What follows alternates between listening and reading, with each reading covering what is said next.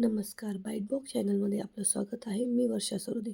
आज आपण पाहणार आहोत खानदेशी मुठे आणि कढी. मुठ्यांना तसेच खानदेशामध्ये फुंडके असा शब्दही वापरतात आणि हे डाळीचे असल्यामुळे अतिशय हेल्दी, खायला चविष्ट लागतात. त्यासाठी आपण प्रमाण पाहणार आहोत. 1 वाटी चवळी, अर्धी वाटी मुगाची डाळ, अर्धी वाटी तुरीची डाळ, अर्धी वाटी हरभऱ्याची डाळ, शेव, लसूण, अद्रक, कोथिंबीर आणि मिरची आणि मीठ हे लागणार आहे. त्यानंतर त्या सर्व डाळी आपण एकत्र करून घ्यायच्या आहेत. एकत्र करून छान धुवून त्या 3 तास भिजत ठेवायच्या आहेत.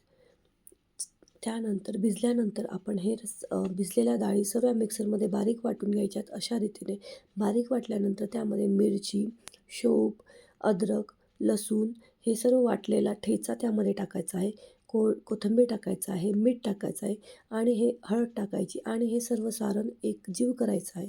छान एकजीव करायचं. एकजीव झाल्यानंतर त्यामध्ये आपण तेल लावून घ्यायचं आहे चाळणीला. चाळणीला तेल लावल्यानंतर हे फुंडके अशाप्रमाणे मुठे किंवा फुंडके अशा प्रकारे गोल गोल करून ते चाळणीमध्ये ठेवायचे. एका पातेल्यात पाणी गरम करायला ठेवायचं आहे. त्यावरती ती चाळणी ठेवून त्यावरती 15 मिनटं झाकण ठेवून 15 ते 20 मिनटात हे फुंडके रेडी होतात. झाकण ठेवून अशा पद्धतीने झालेले आहेत. त्यानंतर आपण कढी करताना आपण ती सारखी हलवत राहायची, नाही तर ती कढी फुटते.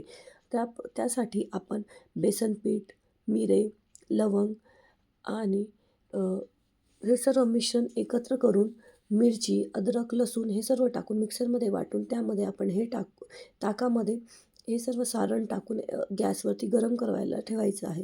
ते हलवत राहायचं आहे. त्यानंतर आपण चिपची फोडणी देणार आहोत.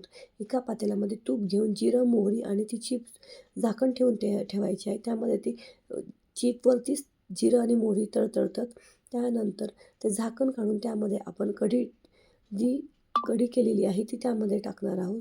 ती टाकल्यानंतर आपली कढी अशा पद्धतीने रेडी आहे. त्यावरती परत झाकण ठेवून 10 मिनटे ती चीप गरम असल्यामुळे ती छान उकळी येते त्याला आणि झाकण ठेवून अशीच 10 मिनटं साईडला ठेवायची. अशा पद्धतीने आपले फुंडके आणि कढी, मुठे अशा पद्धतीने आपले रेडी झालेले आहेत.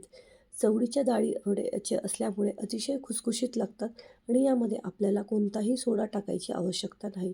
टेस्टला आणि चवीला हे लहान मुलांसाठी सुद्धा आणि मोठ्यांसाठी सुद्धा अतिशय सुंदर लागतात. त्याचप्रमाणे अशाच नवनवीन रेसिपी पाहण्यासाठी माझ्या चॅनलला लाईक करा, शेअर करा आणि सबस्क्राईब करा. धन्यवाद.